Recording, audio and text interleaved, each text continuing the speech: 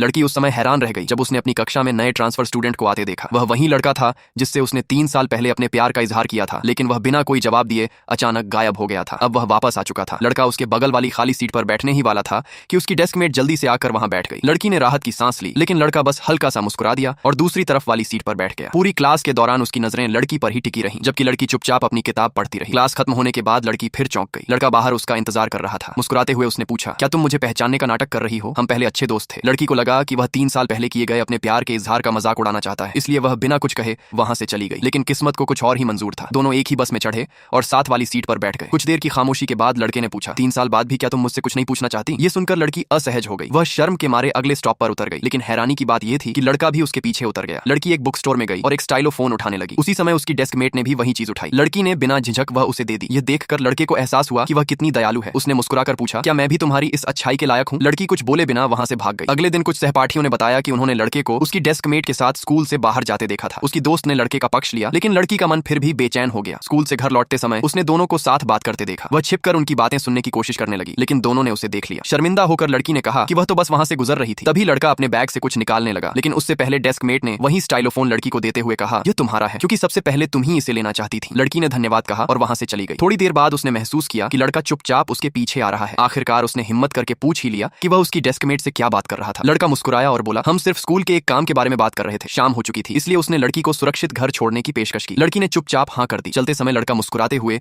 उसके पीछे पीछे उसकी परछाई पर कदम रखता रहा। अगले दिन लड़की ऑनलाइन एक ऐसे अकाउंट से बात कर रही थी जिसे वह किसी दूसरी लड़की का अकाउंट समझ रही थी, लेकिन उसे नहीं पता था कि वह अकाउंट असल में उसी लड़के का था। अपनी पहचान छिपाने के लिए उसने लिखा, मान लो मेरी एक दोस्त है, एक लड़का 3 साल तक गायब रहा, फिर अचानक वापस आ गया, ऐसा क्यों होगा? दूसरी तरफ से जवाब आया, क्या तुम्हें लगता है कि वह तुम्हें पसंद करता है? लड़की ने तुरंत मना कर दिया और कहा, नहीं, ऐसा हो ही नहीं सकता। उसने तो 3 साल पहले मुझे ठुकरा दिया था। मैसेज भेजते ही उसे एहसास हुआ कि वह अपनी दोस्त की नहीं बल्कि अपनी ही कहानी बता रही थी। वह शर्म से लाल हो गई। उसे यह बिल्कुल नहीं पता था कि लड़का शुरुआत से ही उसकी असली पहचान जान चुका था। उसने गलती से उसकी दोस्त से उसकी आईडी के बारे में सुन लिया था, इसलिए वह पहले ही समझ गया था कि उससे चैट करने वाली वही लड़की है।